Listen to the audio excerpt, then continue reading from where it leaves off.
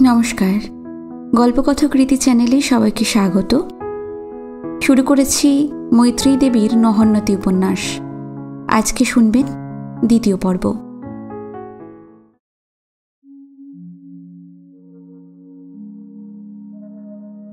যদিও বাবার বাঙালি ছাত্রদের সঙ্গে বেশি কথা বলার সাহস হতো না, কিন্তু বিদেশি ছাত্রদের সম্বন্ধে অন্তরে এই বাধা অনুভব করতাম না। বাবাও অনায়াসে ইউরোপীয়দের সঙ্গে মিশতে দিতেন। এই সময় এক রুশ দম্পতি কলকাতায় এসেছিল। তারা গ্লোবে নানা রকম জাদুবিদ্যা দেখাচ্ছিল। তাদের নিয়ে শহরে খুব সাড়া পড়ে গিয়েছিল। বাবা বললেন, চল বুজরুগিটা দেখে আসি।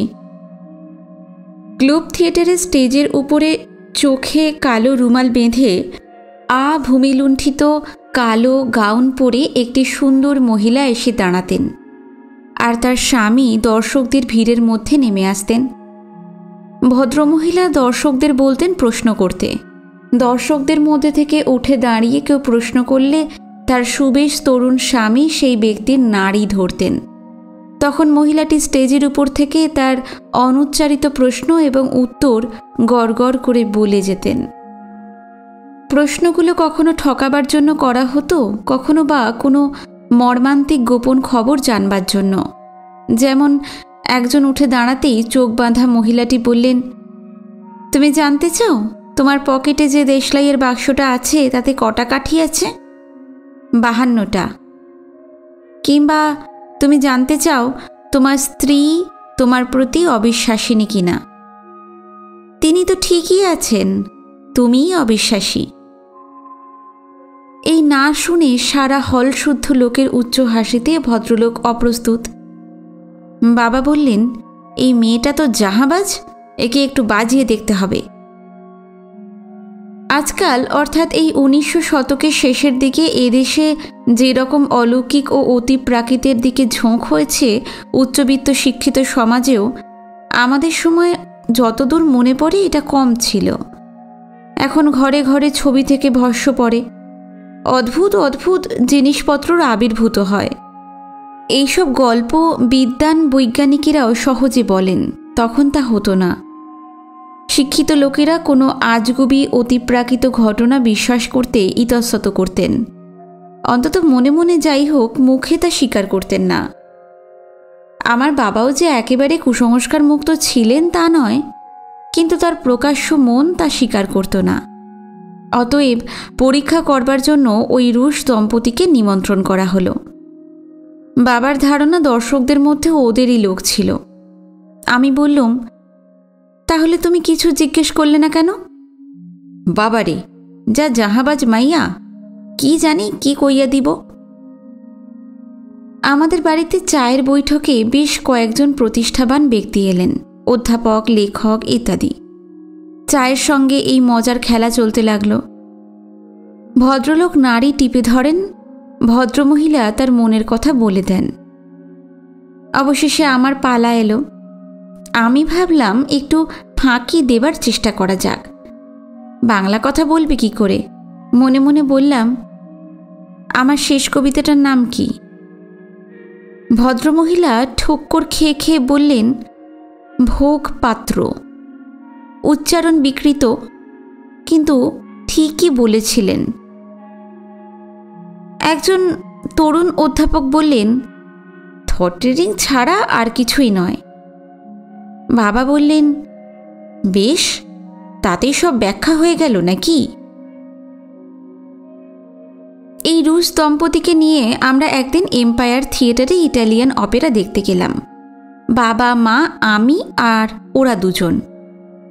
সেই সময় এই দেশে ইউরোপীয় সঙ্গীতে কান অভ্যস্ত ছিল না। সাধারণত তা শেয়াল কুকুরের চিৎকার বলেই অভিহিত হতো।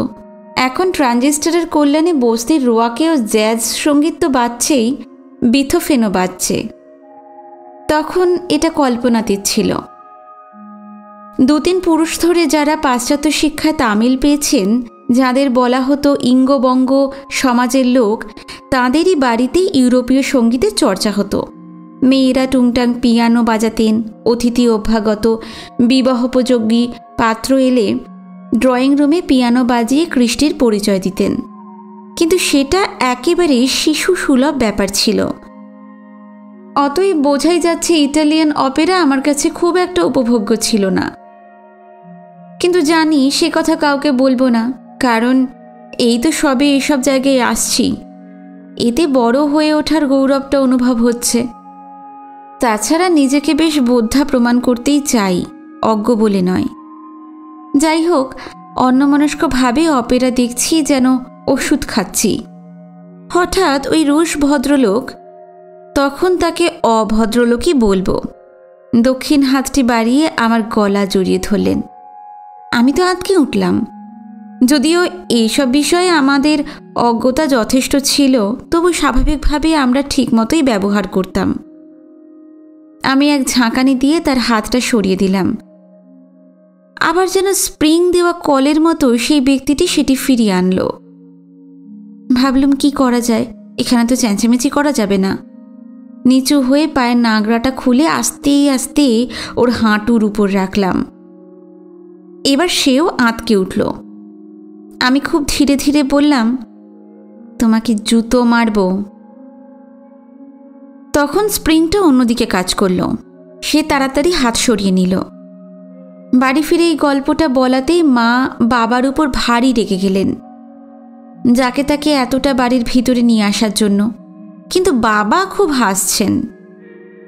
পাশ্চাত্য জগৎটা তিনি ভালোই চিনতেন, তাই একটু আশ্চর্য হননি।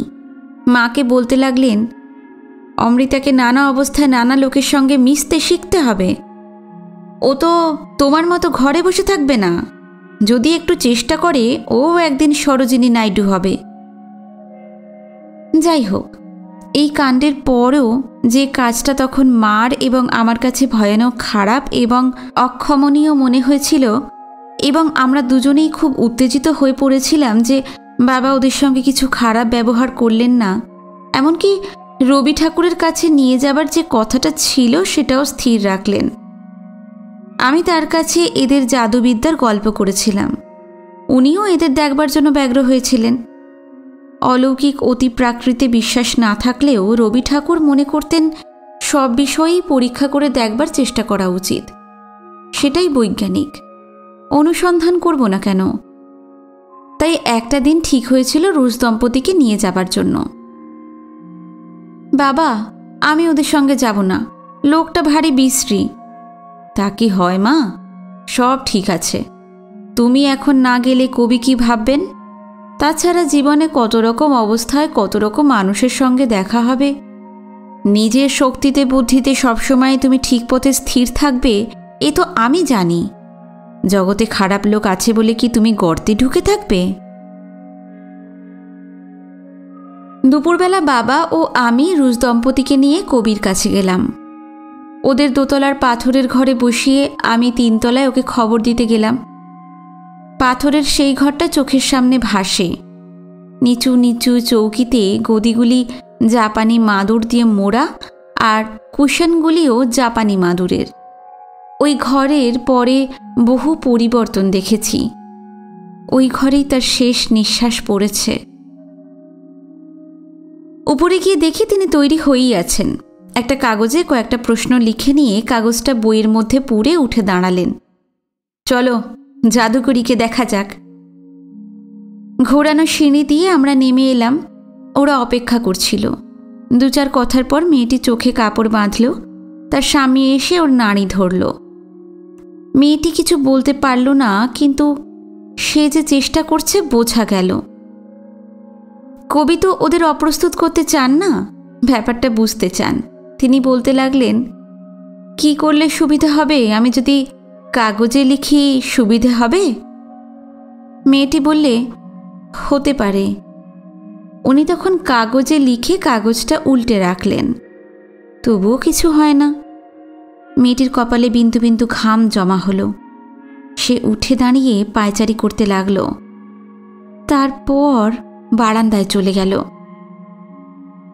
There is a wall before me, there is a wall before me. আমার সামনে একটা দেওয়াল, সামনে একটা দেওয়াল। বলতে বলতে বারান্দায় দৌড়াতে দৌড়াতে আরও জোরে জোরে বলতে লাগলো, আমি কিছু দেখতে পাচ্ছি না, কিচ্ছু দেখতে পাচ্ছি না। তার কপালের ঘাম ঝরে পড়ল, নিঃশ্বাস দ্রুত হলো। তারপর ওই রকম বলতে বলতে ঘরের বাইরে এসে সিঁড়ি দিয়ে নেমে গলি দিয়ে দৌড়ে চলে গেল। ওর হতবুদ্ধি স্বামীও ওর পিছন পিছন ছুটল। চিতপুরের রাস্তায় সাহেব মেমের এই দৌড় দুপাশের দোকানদারেরা কীরকম উপভোগ করছে ভেবে আমার খুব হাসি পেয়েছিল। আমি মুখে কাপড় দিয়ে হাসছি।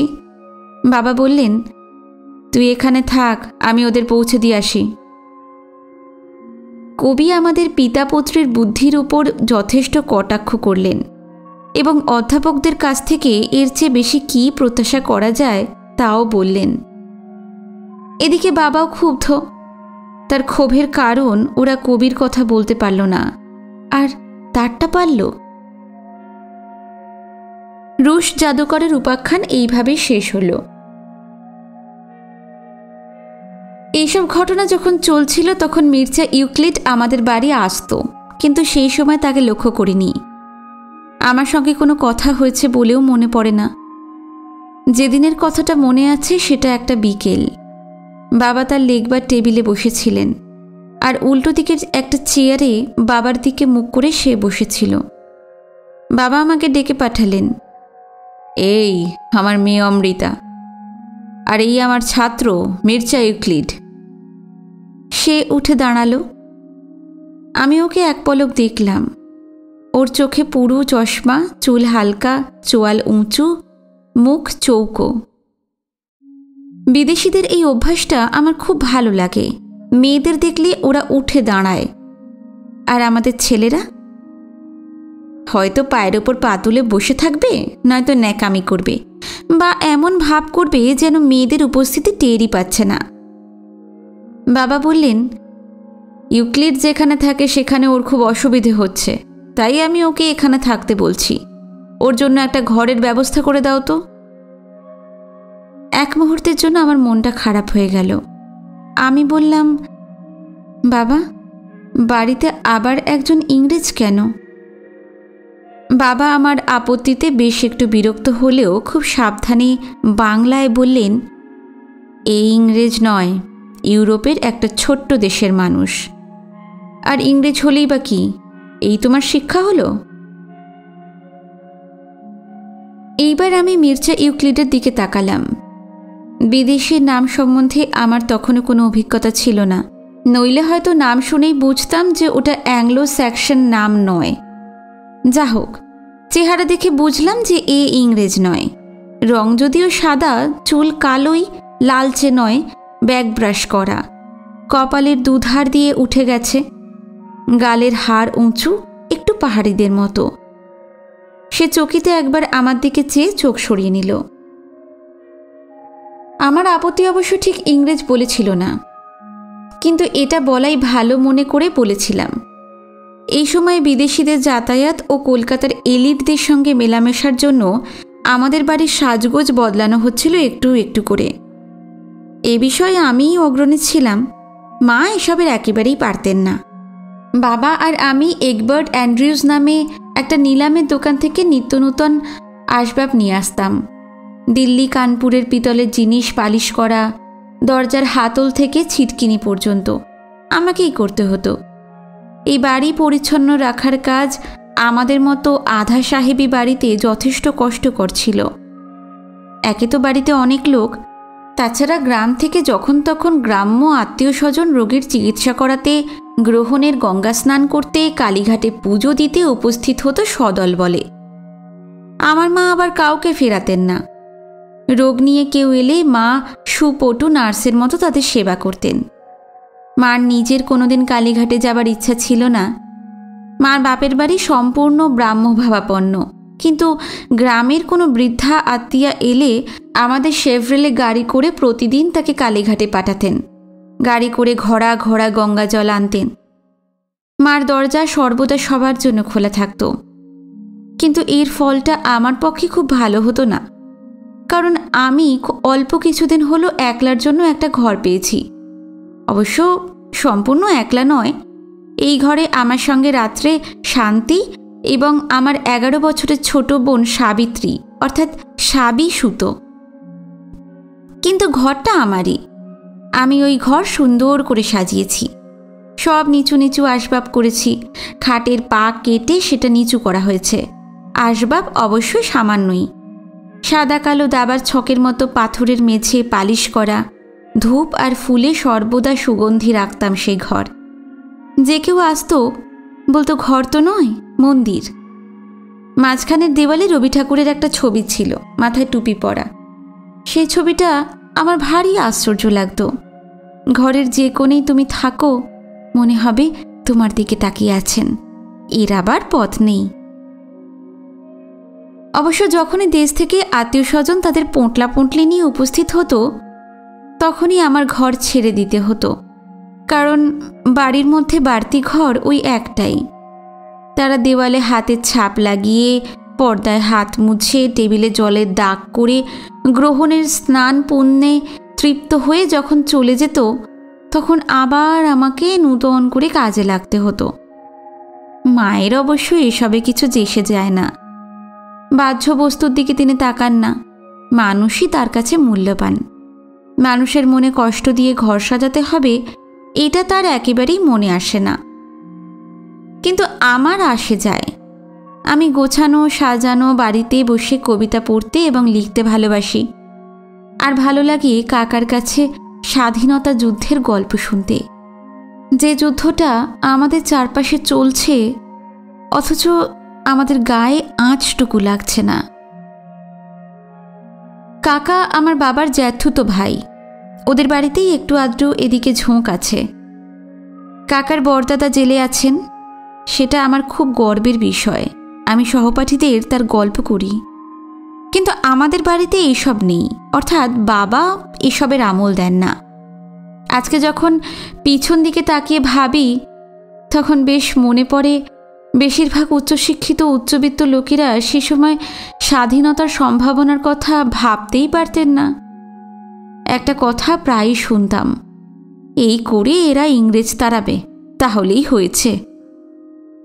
কি করে তাড়াবে সে সম্বন্ধে অবশ্য তাদের কোনো পরিকল্পনা শুনিনি। যা হোক, অল্প বয়সীদের মনে এইসব দুঃসাহসিক ঘটনার বৃত্তান্ত মোহ সৃষ্টি করেছিল। ডান্ডি মার্চ ও দপ্তরে ঢুকে সাহেব নিধনের নানা ঘটনাবলীর উত্তাপ পারিবারিক প্রতিবন্ধকতা ছাড়িয়ে আমাদের মনকে ছুঁয়ে ছুঁয়ে যেত। একটা কাজ আমরা করতে শুরু করেছিলাম, সম্পূর্ণভাবে বিলাতি দ্রব্য বর্জন। তাই আমার মুখে ওই কথাটা নেহাত বেমানান ছিল না। বাড়িতে আবার একজন ইংরেজ কেন? যদিও কিন্তু আমার আপত্তির আসল কারণ ছিল পাছে এর জন্য আমার নিজের ঘরটা ছাড়তে হয়। বাবা আমায় নিশ্চিন্ত করলেন, একতলার সামনের ঘরেও থাকতে পারবে।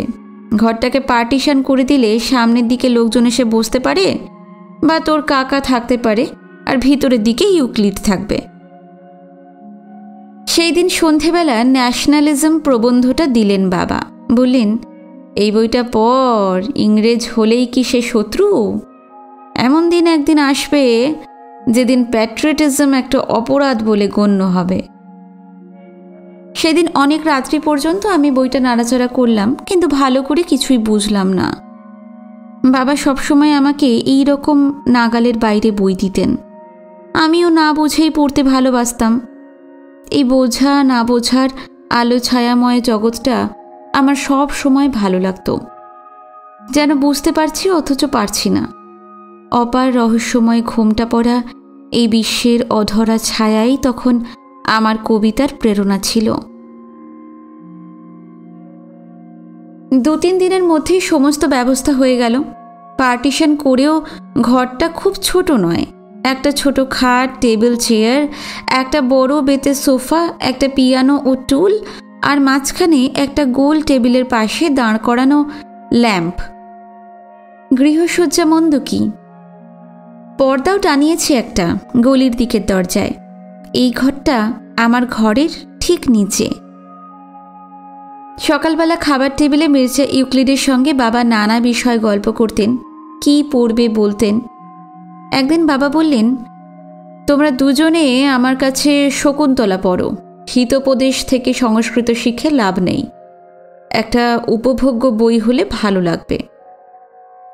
পরের দিন থেকে আমাদের একসঙ্গে পড়া শুরু হলো। মাদুর পেতে মাটিতে বসে সাহেবের সঙ্গে সংস্কৃত পড়া দেখতে সেকালের মানুষদের কেমন লাগতো কে জানে। আমি দেখেছি বাবার বাঙালি ছাত্রদের চোখে ঈর্ষা মিশ্রিত বিস্ময়। আমি দেখেছি বর্ষীয়সী মাতৃস্থানীয়াদের মুখে চোখে সন্দেহ ও আপত্তি, আর সমবয়সীদের চোখে কৌতুক। বাবার কিন্তু ভ্রুক্ষেপ ছিল না। মা ও বাবা দুজনেই খুব সহজভাবে ওর উপস্থিতি মেনে নিয়েছিলেন। সে ক্রমে ক্রমে বাড়ির একজন হয়ে যাচ্ছিল। বাবার কাছে পড়বার সময় আমি ইচ্ছে করেই মাদুরে বসতাম। বাবা বসতেন আমাদের দুজনের মাঝখানে একটা সোফায়। আমি বুঝতাম মাদুরে বসতে মির্জার খুব ভালো লাগছে।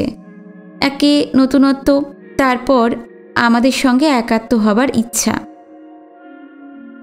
ও প্রত্যেকটা জিনিস দেখে, খুঁটিয়ে দেখে, আমাদের সব কিছু জানতে চায়, আর প্রত্যেকটা ব্যাপারে একটা অর্থ খুঁজে বের করে। মা বলতেন, ইউক্লিড খুব ভালো ছেলে, ভদ্র ও শান্ত বিনীত। তুমি আমায় মা বলো না কেন মির্জা? মিসেস সেন বলো কেন? মা বলবে। তারপর থেকে সে মাকে মা বলতো। কিন্তু সে আমায় বলেছিল ওদের দেশে এত অল্প বয়সী মেয়েদের কেউ মা বলে না, তারা রাগ করে। আমার মার বয়স তখন কতই বা, 32 কি 33 হবে। কিন্তু লাল পেরে শাড়ি, কপালে সিঁদুর আর পায়ে আলতা পরা পরমা সুন্দরী আমাদের মা কেবলই মাতৃমূর্তি। তার বয়সের কথা কে ভাবে? কি জানি, ওদের দেশটা তো ভারী অদ্ভুত। মেয়েদের মা বললে রাগ করে। সেজন্যে বয়সের হিসাবের দরকার কি? সকালবেলা খাবার টেবিল থেকে সকলে উঠে চলে যেত। আমরা বসে বসে গল্প করতাম। তারপরে আরেকটু উঠে লাইব্রেরির দরজার সামনে দাঁড়িয়ে দাঁড়িয়ে গল্প করতে করতে ঘন্টা 2 কেটে যেত প্রায়ই। কেউ লক্ষ্যই করতো না। 3টে ঘর জুড়ে বাবার 7-8 হাজার বইয়ের লাইব্রেরি। ওইখানেই আমাদের গল্প চলত। সিঁড়ি দিয়ে বাবা নেমে গেলেন, কিন্তু কিছুই বললেন না। এইরকম কতদিন হয়েছে। এমনকি আড্ডা দিয়ে সময় নষ্ট করছো কেন তাও বলতেন না। যদি মিলুর সঙ্গে কিংবা গোপালের সঙ্গে গল্প করতাম তাহলে ঠিকই বকুনি খেতাম। কিন্তু মির্জা ইউক্লিডের সঙ্গে নিশ্চয়ই শাস্ত্র আলোচনা করছি, পরস্পরের উন্নতি হচ্ছে। বই হাতে করে আমি উপর থেকে নেমে আসছি। মির্জা আমার পথের মাঝখানে ধরল, তুমি নাকি কাল একটা দার্শনিক কবিতা লিখেছ? হ্যাঁ। আমার গতকালের কবিতাটা নিয়ে বাবা খুব উচ্ছ্বসিত। ওর মধ্যে একটা লাইন আছে, কালের জবে হারিয়ে যাবে মুহূর্ত নিমেষ। এই লাইনটা বাবার খুব ভালো লেগেছে। এর মধ্যে একটা বিরাট তত্ত্ব সম্বন্ধে প্রশ্ন আছে। প্রশ্নটাই হচ্ছে তত্ত্ব। আমার বয়স যখন 14, অর্থাৎ 2 বছর আগে, পুরীর সমুদ্রের তীরে বসে আছি সন্ধেবেলা। আমার হঠাৎ মনে হলো এটা সকাল। একটা অদ্ভুত অনুভূতি হয়েছিল। সেটা আমি কবিতায় লিখেছিলাম, লহ মোরে মোরে চলো লয়ে, আমার এই স্বপ্ন স্রোতে যেথা গেল বয়ে। সে দেশটা কী রকম? আশাহীন ভাষাহীন শেষ যেথা সব, পান্থহীন পথ ধরে নাহি কলরব, জন্মহীন মৃত্যুহীন নাহি রবে কাল, নাহি রাত্রি নাহি দিন না হয় সকাল। বাবা বলেন, কাল সম্বন্ধে রূঢ় অনুসন্ধানী চিন্তা রীতিমতো শাস্ত্রমুখী। কাল কি? বাবার এই উচ্ছ্বাসে আমি খুব গর্বিত।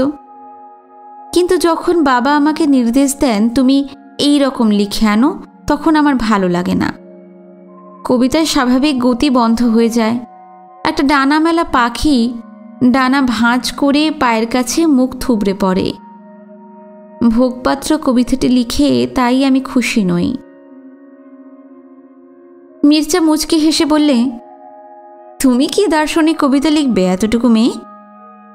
আমি মোটেই এতটুকু নই। আর তাছাড়া আমি তো দার্শনিক। তুমি দার্শনিক? নিশ্চয়ই। যে দেখে বা দেখতে চায় সেই দার্শনিক। আমি তো দেখি, দেখতে চাই। আচ্ছা চলো, তোমার কবিতা শোনাবে। আমি ওর ঘরে ঢুকলাম। আমি কয়েকদিন হলো ওর ঘরে ঢুকছি। কেউ আমাকে বলেনি যে ওর ঘরে ঢোকা ঠিক নয়, তবু পায়ে একটু বাধা আসে। এটা কি? আমি বুঝতে পারি না এই ঈষৎ বাধা আর সংকোচটা কি। আমি স্বচ্ছন্দ নই, তবু খুব স্বচ্ছন্দ ভাব দেখিয়ে বসলাম বড় বেতের চৌকিটাতে। মাঝখানে টেবিল, তার ওপাশে হেলান দিয়ে ও ওর বিছানায় বসেছে। বোঝাও তোমার দার্শনিক কবিতা। না না, আমি রবীন্দ্রনাথের কবিতা বলি শোনো। নতুন তার যে বইটা বেরিয়েছে, ওটা তো উনি আমাকেই উৎসর্গ করেছেন। সেই কবিতাটি শোনো। সে কি, তোমাকে উৎসর্গ করেছেন? হ্যাঁ। অত চমকে উঠলে কেন? পারেন না নাকি? আমি মনে মনে হাসছি। ও বিশ্বাস করেছে, সম্পূর্ণ বিশ্বাস করেছে। ওকে ঠকাবো, পরে কাকার কাছে জানতে পারে, জানুক। তুমি কি শুনেছ মোর বাণী, হৃদয়ে নিয়েছে তারে টানি। জানি না তোমার নাম, তোমারেই সঁপিলাম আমার ধ্যানের ধনখানি। থেমে থেমে অনুবাদ করলাম। অনুবাদ যে কি পদার্থ হলো বোঝা শক্ত নয়। ও ভ্রুকুটি করে রইল, কথাটার ভিতরের অর্থ বোঝবার চেষ্টা করছে। আমি উঠে পড়লাম। ও বললে, জানি না তোমার নাম লিখলেন কেন। ও বুঝতে পেরেছে আমি ধোঁকা দিয়েছি। ওটাই তো গোপনীয়। এইরকম কথাবার্তা মির্জা ইউক্লিডকে বিভ্রান্ত করে। একই ভাষার বাধা তো আছেই দুপক্ষেই, তাছাড়া ভাবের বাধাও। আমরা ঠিক কী ভাবি ও বোঝে না। সেই না বোঝার অন্ধকারে ও হাতড়ে বেড়ায়। ওর চোখের দৃষ্টি তীক্ষ্ণ, ওর গলার স্বর কাঁপে। ধরা দেবে না অধরা ছায়া, রচি গেল প্রাণে মোহিনী মায়া। এর মধ্যেও মোহিনী মায়া নেমে আসছে কি, কি জানি। ওই মালতীলতা দোলে পিয়াল তরুর কোলে। বাড়ির ভিতর থেকে বাইরে যেতে গেলে মির্জার ঘরের সামনের একটা সরু গলি দিয়ে যেতে হয়। ওই গলির পূব দিকে উঠোন, ওই উঠোনের দিকে সিঁড়ি দিয়ে গলিতে উঠতে হয়, আর খাবার ঘরেও। মির্জার ঘরের ঠিক উপরে আমার শোবার ঘর। বাইরের দিকে অর্থাৎ দক্ষিণের দিকে নিচেও একটা বারান্দা আছে, উপরেও একটা। নিচের বারান্দার পূর্ব দক্ষিণ কোণে একটা মালতী নয়, মাধবীলতা নিচ থেকে উপর পর্যন্ত উঠে গেছে। সেটা 12 মাস ফুলে ভরে থাকে, সাদা লাল রঙের মঞ্জুরি। আমি ওই লতাকে দোলাই। ওর ঘরের সামনের গলিটা পেরিয়ে বারান্দার পূর্ব দক্ষিণ কোণে ওই লতাটার আশ্রয়ে এসে দাঁড়ালে আমি জানি একটু পরে মির্জা উঠে আসবে। পর্দার ফাঁক দিয়ে আমাকে আসতেও দেখেছে। আমি যে ওর জন্য অপেক্ষা করে আছি সেটা আমি স্পষ্ট করে জানি না, কারণ জানতে চাই না। তবু আমি উৎকর্ণ। ও কেন আসছে না? দেখতে পাইনি? কি করা তাহলে? এখানে একটা গান গুনগুন করব না কবিতা? কি অন্যায়, কি অন্যায়! এমন তো হওয়া ভালো নয়। যা ভালো নয় তা কখনো করব না। আমি দার্শনিক হব। দার্শনিক যে সত্যাশ্রয়ী, সত্য সন্ধানী, সে কখনো লুকোচুরি করে না, তাই নয় কি? আমি লতাটা ধরে আছি, আমার ভিতরটা মৃদু মৃদু কাঁপছে আশায় ও আশঙ্কায়। এমন সময় রাস্তা থেকে সিঁড়ি দিয়ে খদ্দরের পাঞ্জাবি গায়ে চটির বিশ্রী শব্দ করে বাবু উঠে এলেন। বাবু আমার এক নিকট আত্মীয়ার দেওর। আমি জানি ওর মনের ইচ্ছাটা কি। আমি ওর সঙ্গে কথা বলি, কারণ ও তো আমাদের একরকম আত্মীয়ই। এই যে, নমস্কার। নমস্কার। আমি সামনের মাসে ইংল্যান্ড যাচ্ছি। ভালোই তো। কি জানি কতদিন লাগবে ব্যারিস্টারি পাশ করতে। মন দিয়ে পড়লে বেশি দিন তো লাগবার কথা নয়। মন কি আর দিতে পারবো? এই সেরেছে, এইবার শুরু হবে স্তব গান। এইসব প্যানে খোসামুদে ছেলেগুলোকে দু চোখে দেখতে পারি না। এইরকম বেশ কয়েকটি আছে। মিলু আর আমি খুব হাসি এদের নিয়ে, কিন্তু আজ আমার ভয় করছে। মির্জা যদি বেরিয়ে এসে একে দেখে তাহলে ভ্রুকুটি করবে, মুখ অন্ধকার হবে। ও কি ভেবে নেবে কে জানে। যা ভয় করেছি তাই। পর্দা সরিয়ে মির্জা বেরিয়ে এলো। এক পা এগিয়ে ওকে দেখেই আবার ঘরে ঢুকে গেল। রীতিমতো অভদ্রতা। মবাবু কি ভাবল? মহা বিপদ এদের নিয়ে, এরা সবাই সমান। আমি অস্থির হয়ে উঠলাম। যান না উপরে, মা উপরে আছেন। এখানে বারান্দায় দাঁড়িয়ে দাঁড়িয়ে পা ব্যথা করবার দরকার কি? আপনার পা ব্যথা হয় না নাকি কারোর জন্য অপেক্ষা করছেন? আমি প্রতিবন্ধক? মবাবু ভিতরে চলে গেল, আহত বানবিদ্ধ। আমার কান্না পাচ্ছে, খুবই কান্না পাচ্ছে। এদের কথা আমার ভাববার দরকার কি? এরা কে কি ভাবলেও তাতে কি এসে যায়? আমার কি ভাববার কিছু নেই? কতদিন হয়ে গেল তো আমি শান্তিনিকেতনে যাইনি। ওখানে না গেলে আমার মন শান্ত হবে না। শান্তিনিকেতনে ছাতিম তলায় যে পাথরের ফলকে লেখা আছে, তিনি আমার প্রাণীর আরাম, মনের আনন্দ, আত্মার শান্তি। মহর্ষিদেব ঈশ্বরকে চিনতেন, তিনি তার প্রাণের আরাম ছিলেন। হবেও বা, আমি তো ঈশ্বরকে চিনি না। বাবা সেদিন থিওলজিয়ানদের যুক্তি বোঝাচ্ছিলেন। কানের ভিতর যে যন্ত্রটা নিপুণভাবে তৈরি, যে হ্যামার আর এনভিল বসানো আছে, সে কি এমনিই হয়েছে? কেউ তো করেছে। সে কে? এটাই একটা ঈশ্বরের অস্তিত্বের অপ্রত্যক্ষ প্রমাণ। অমন করেও হয়তো ঈশ্বরের প্রমাণ হয়, কিন্তু সে ঈশ্বর কি প্রাণের আরাম হতে পারে? যাকে দেখলে চোখ জুড়িয়ে যায়, যাকে দেখলে বাতাস মধুর হয়, দুধ ছাই। শ্রাদ্ধের মন্ত্র মনে আসে কেন কে জানে। আসলে এটা তো প্রেমের মন্ত্র। সেদিন স্টোর রোডের বড় লাল বাড়িটাতে আমরা গিয়েছিলাম। কলকাতার সব এলিটরা এসেছিলেন অতুল প্রসাদ সেনের গান শুনতে। অতুল প্রসাদ সেন হারমোনিয়াম বাজিয়ে গাইছিলেন, তুমি মধু, তুমি মধু, তুমি মধুর নিঝর, মধুর সায়র আমার পরাণ বধূ। উনি নিশ্চয়ই ঈশ্বরের কথাই বলছিলেন। বৈষ্ণব সাহিত্যে বধূ তো ঈশ্বর, শ্রীকৃষ্ণ ঈশ্বর, রাধাও ঈশ্বর। সভায় সবাই চোখ বুজে বসে আছে, কারু কারুর চোখ দিয়ে জল পড়ছে। কেন? ওরা কি ঈশ্বরকে বুঝতে পারছে? বাজে কথা। আমি তো জানি এলিট হলে কি হবে, এক একজন কি মিথ্যাবাদী আর স্বার্থপর। আমার যতদূর ধারণা, মিথ্যেবাদীদের সঙ্গে ঈশ্বরের কোনো যোগাযোগ নেই। আর মিলু, ওর কি দৌড় আমার জানা আছে। ঈশ্বর আমারও ধারে কাছে নেই, ওরও না। আমি চোখ বুঝলাম। গানটা কিন্তু খুব সুন্দর গাইছেন। ভদ্রলোকের গলায় কি দরদ। এই দরদ কথাটা ভালো, ঠিক মানেটা বোঝায়। আমার কিন্তু ওর মুখের দিকে দেখবার ইচ্ছে নেই, আমিও চোখ বুজে আছি। কি চমৎকার গলা। ওই সুরের আলোয় আমার ভিতরটা উজ্জ্বল। আমি দেখতে পাচ্ছি অন্য একটা দেশ। নিচু একটা বারান্দার ছাদের একপাশে উঠে গেছে নীলমণি লতা, তাতে গুচ্ছ গুচ্ছ নীল ফুল। ওর ইংরেজি নাম ইউস্টেরিয়া। আর বারান্দার টেবিলের উপর ঝুঁকে একজন লিখছেন। তার সাদা কোঁকড়া চুলের উপর ভোরের আলো পড়েছে। তিনি লিখছেন আর গুনগুন করে গান গাইছেন। সেই গানটা অন্য, কিন্তু দুটো গান আমার মনের মধ্যে মিশে যাচ্ছে। তখন অনলে অনিলে জলে মধু প্রবাহিনী চলে, বলে মধুরং মধুরং। দেখো তো কেন এই দিনটা ভুলেছিলাম। আমার পক্ষে একজন মানুষ ছাড়া এমন শান্তির উৎস, প্রাণের আরাম আর কেউ নেই, থাকতে পারে না, হওয়া উচিত নয়। আমার ভিতরটা কাঁপছে, মনে হচ্ছে নিজের কাছে যেন সত্য ভঙ্গ করছি। কি সেই সত্য? আমি জানি না, জানি না।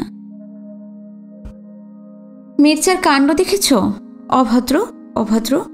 ওর ঘরের সামনে দিয়ে মবাবু চলে গেল, তবুও বেরিয়ে এলো না। আমিও ওর ঘরে যাব না। আজ এই প্রতিজ্ঞাটা রাখবই রাখব। তাতে ওর সঙ্গে যদি একেবারে বরাবরের মতো কথা বন্ধ হয়ে যায় তাও ভালো। আমি অন্যমনস্ক হয়ে মাধবীলতা থেকে একটা বড় গুচ্ছ ছিঁড়ে নিয়ে উপরে যাব বলে এগিয়ে গেলাম। ওর ঘরের পাশ দিয়ে যেতে যেতে পর্দার ফাঁক দিয়ে দেখি তিনি নিবিষ্ট মনে বই পড়ছেন। কে সামনে দিয়ে এলো বা গেল দেখতেই পাচ্ছেন না। আমি পর্দাটা ফাঁক করে ফুলটা ছুঁড়ে দিয়ে এগিয়ে চলেছি। পেছন থেকে ওর ডাক শুনতে পেলাম, অমৃতা, অমৃতা। মা, মা। ডাকটা যেন মহাসিন্ধুর ওপার থেকে ভেসে এলো। মহাসিন্ধু নয়, মহাজগৎ থেকে। সামনে তাকিয়ে দেখি আমার ছেলে দাঁড়িয়ে আছে। আমার হাতটা টেলিফোনের উপর, টেলিফোন বাজছে। মা, তুমি টেলিফোনটা তুলছো না কেন? বহু কষ্টে টেলিফোনটা তুললাম। আমার হাত অসাড়, আমি অস্থির। একই সঙ্গে একই মুহূর্তে এত দূরত্ব পার হওয়া যায়? আমি তো এখানে ছিলাম না, কখনোই নয়। এটা স্মৃতি নয়। আমার শরীর এইখানে চেয়ারে নিশ্চয়ই পড়েছিল, কিন্তু আমি মহাকালে অনুপ্রবিষ্ট, যার সামনেও নেই পিছনেও নেই, যেখানে নাহি রাত্রি নাহি দিন, না হয় সকাল। এই শরীর ও মনের বিচ্ছেদ, এই একই সঙ্গে দুই সময়, অর্থাৎ আমরা যা দুই সময় বলে দেখতে অভ্যস্ত সেই রকম দুই সময়ে উপস্থিত নিশ্চয়ই শরীরকে আঘাত করে। তাই আমি অবসন্ন। আমার ছেলের বয়স 30 বছর। সে একজন বয়স্ক মানুষ, ছেলে মানুষ নয়। সে কি ভাবছে কি জানি, কিন্তু ও ওর বাবার মতো, না বললে কিছুই জিজ্ঞাসা করবে না। ও আস্তে আস্তে ঘর থেকে চলে গেল। আমি ওর অপসৃয়মান মূর্তির দিকে তাকিয়ে আছি। কে গেল, কোথায় গেল, এরপরে কি বুঝতে পারছি না। লেখা এসে টেলিফোনটা তুলে নিল আমার হাত থেকে। ওপারে কেউ ছিল, তাকে বলল, মা তো শুয়ে পড়েছেন। তার নম্বরটা নিল। এখন আমি সব বুঝতে পারছি।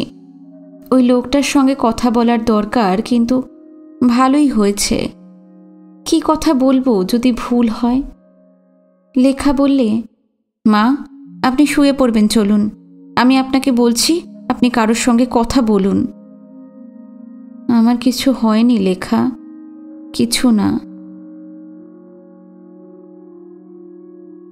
জীবন কি অসম্ভবের সম্ভাবনায় পূর্ণ। এতকাল পরে কি এমন করে সব মনে আসতে পারে? এত বেদনা নিয়ে এত রক্তক্ষরণ হয়? মা, কি বলছেন চোখ বুজে? মন্ত্র জপ করছেন নাকি? কবিতা, কবিতা। অনেকদিন পরেই কবিতা লিখতে ইচ্ছে করছে। শস্ত্র ছেড়ে না, অগ্নি দহে না যারে, দেখব তারই অশ্রুর পারাবারে। পাগলের মতো দুহাত বাড়ায় ধরে, অধরা প্রাণের আবার স্বয়ংবরে।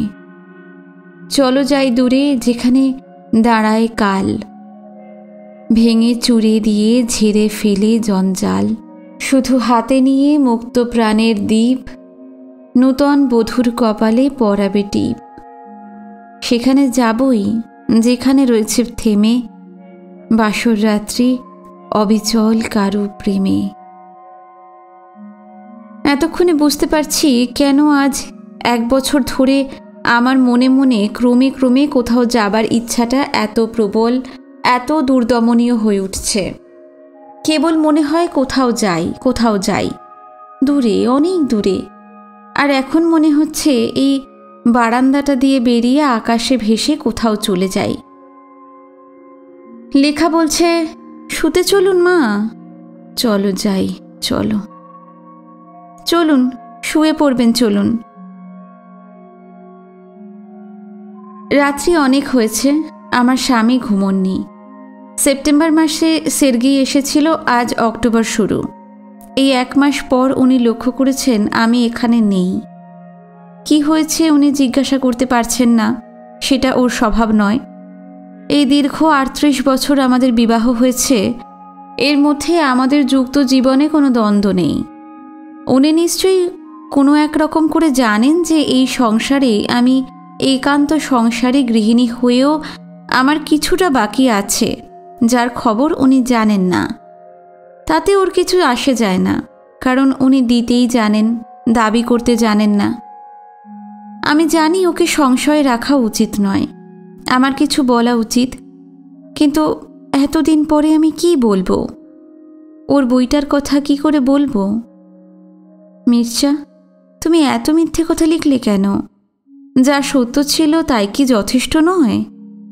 মিথ্যা কথা লেখা হয়েছে গল্প বাজারে কাটবে বলে? আজকাল তো দেখি অসভ্যতা না করলে বইয়ের কদর হয় না। তোমাদের দেশ থেকেই তো রুচিবিকার আমদানি হয়েছে, কদর্য দেহবদ্ধ প্রেমের নির্লজ্জতা। হায় হায়, তুমি শেষটায় আমায় তার মধ্যে নামিয়েছ। সত্যের দায় আমি নিতে পারি, মিথ্যার দায় বইব কি করে?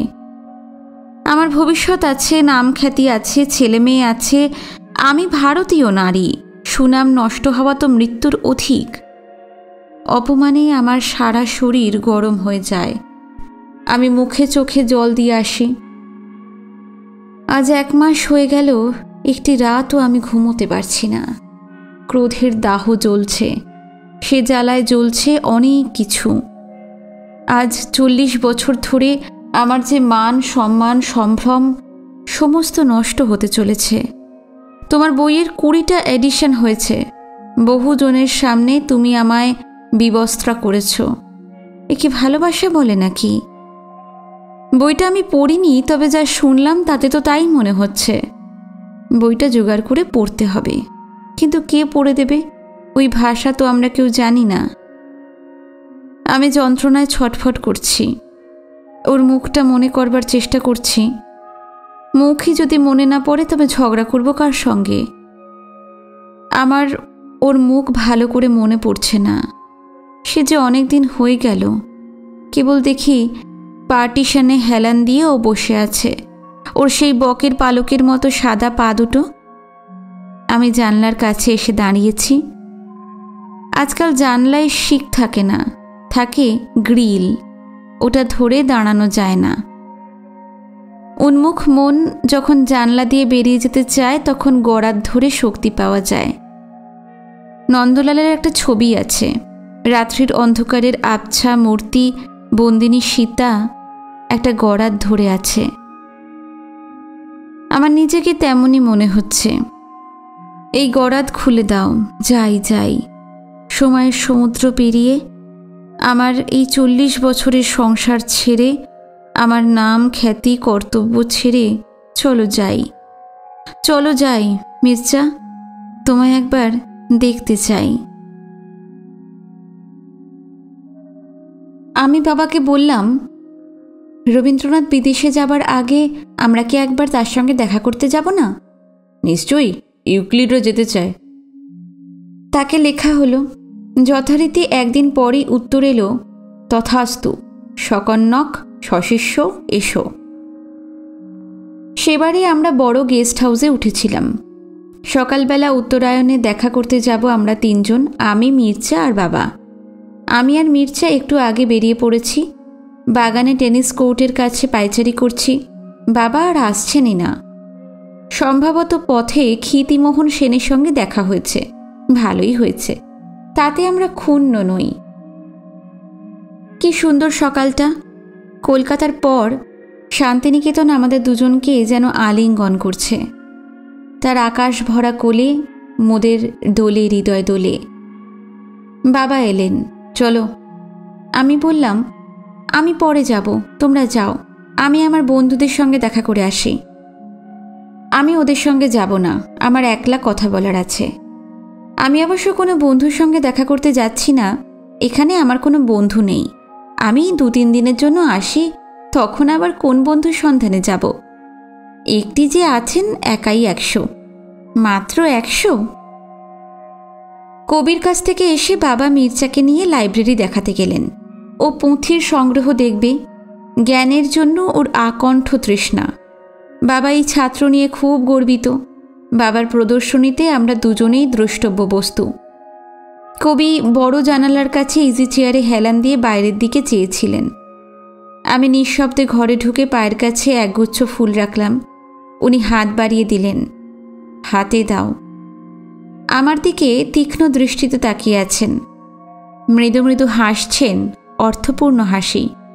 বললেন, কি গো, সাহেবের সঙ্গে কি গল্প হচ্ছিল? কত কথা বলছিলে, কথার ফুলছুরি। আমি সাহেবকে বলেছি মেয়েদের কথা খানিকটা বাদ দিয়ে বিশ্বাস করবে, যত পদচারণা তত বাক্যচারণা। আপনি কি করে দেখতে পেলেন? কেন, দেখতে দিতে চাওনি নাকি?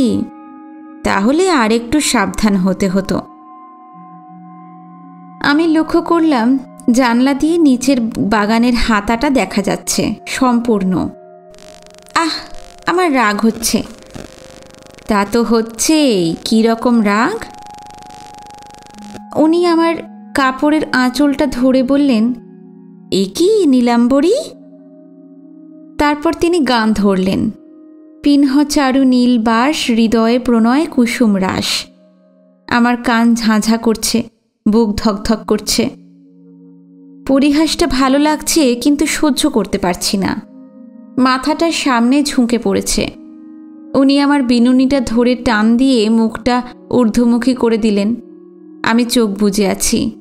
ওর চোখের দিকে তাকাবার আমার তো সাহস নেই। আমার চোখ দিয়ে জল পড়ছে। এইবার উনি আমার বিনুনিটা ছেড়ে দিয়ে বললেন, দেখো কাণ্ড, কাঁদে কেন? আমি যা যা বলবো ভেবেছিলাম সব ভুলে গেলাম। কিছু আমার মনে পড়ছে না। আমি ওর হাঁটুর উপর মুখ রাখলাম। উনি আমার মাথায় তার অভয় হস্ত রেখে আস্তে আস্তে বলতে লাগলেন, অমৃতা, তোমার বয়স অল্প, মনটাকে নিয়ে এত নাড়াচাড়া করো না, সেটা স্বাস্থ্যকর নয়।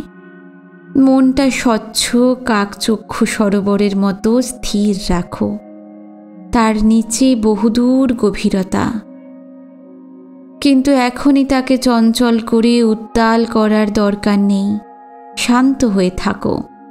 সে মনে বাইরের নানা ছায়া পড়বে, সহজভাবে তা গ্রহণ করো। সেই যে আমি লিখেছি, সত্তরে লও সহজে। তোমার নিজের ভিতরে যে মাধুরীলতা আছে, দূরে নেমে যাবে তার মূল, তার উপরে ফুল ফুটবে। অপেক্ষা করো। এখন উঠে বসো, একটু গল্প করা যাক। তোমার ছাতিম গাছটা কেমন আছে? আমরা তো এখন আর সেই বাড়িতে নেই। আমাদের আগের বাড়িতে একটা ছোট্ট ছাতিম গাছ ছিল। আমি সেই গাছটার উপর একটা কবিতা লিখেছিলাম। কবিতাটি রবীন্দ্রনাথের ভালো লেগেছিল। মির্জা সেই কবিতা শুনে অবাক, বলে, প্যান্থিজম। প্যান্থিজম বস্তুটি কি তখন জানতাম না। গাছের সাথে একটি মেয়ের প্রেমের কথাটিকে, এই লাইনটা ওকে ভাবিয়ে তুলেছিল। এর অর্থ কি? এটা যে কোনো ইজম নয়, কেবলমাত্র কবিত্ব, তাও বুঝতে পারে না। সেদিন গেস্ট হাউসে ফিরে বাবার কাছে প্রচণ্ড বকুনি খেলাম, দেরি করেছি বলে। দেরি হওয়াতে কিন্তু কিছুই ক্ষতি হয়নি। ট্রেনও ফেল করব না, বা কারোর কোনো বিপদও হচ্ছে না। তবু হঠাৎ বাবা চটে গেলেন। বাবা যখন রেগে যান তখন কোনো জ্ঞান থাকে না। আমাকে এত বকতে লাগলেন যে আমি অপদস্থ বিপর্যস্ত হয়ে গেলাম।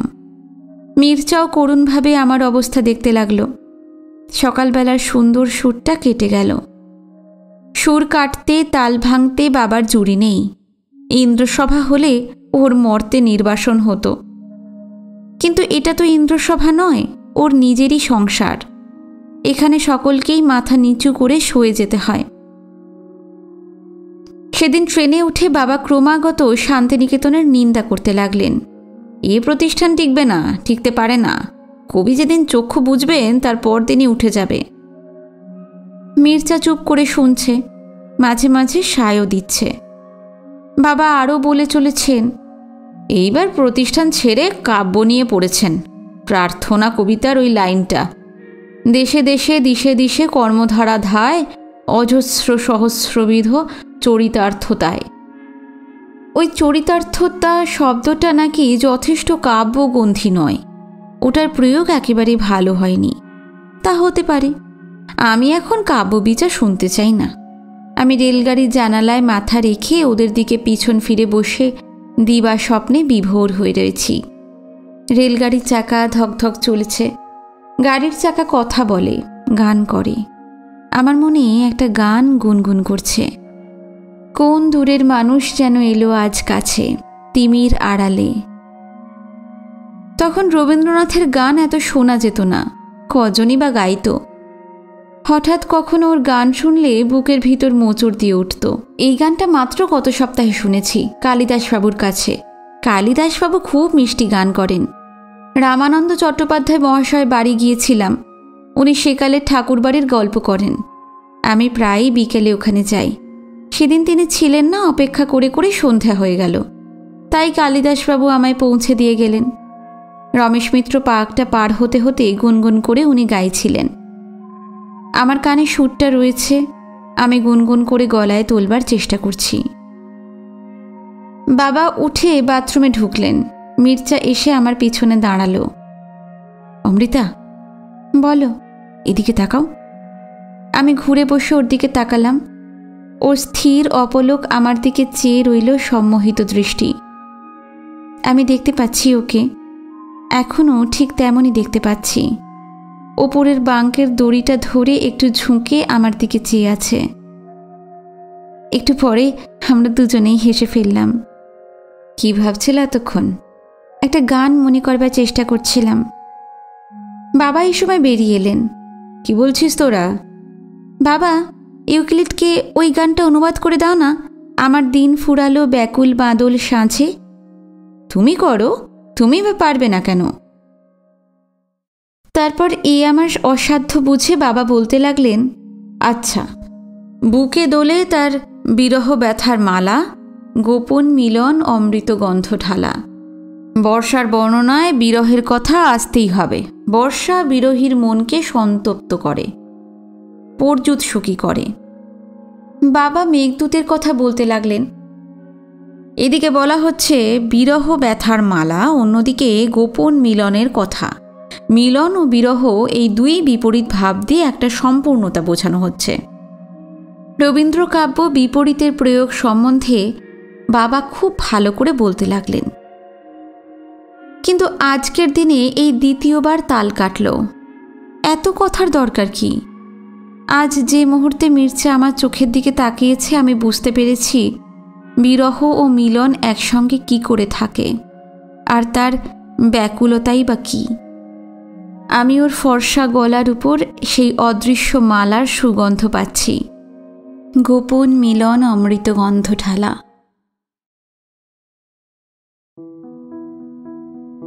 আপনারা শুনছিলেন নহন্যতে উপন্যাসের দ্বিতীয় পর্ব। আজকের পর্ব এখানে শেষ করছি। আজকের পর্ব আপনাদের ভালো লেগে থাকলে অবশ্যই কমেন্টে জানাবেন, ভিডিওতে লাইক দেবেন, শেয়ার করবেন। আজকে যারা নতুন এসেছেন, এই উপন্যাসটি শুনছেন, অবশ্যই চ্যানেলটি সাবস্ক্রাইব করবেন। আজকে এই পর্যন্তই। নমস্কার, সবাই ভালো থাকবেন, সুস্থ থাকবেন।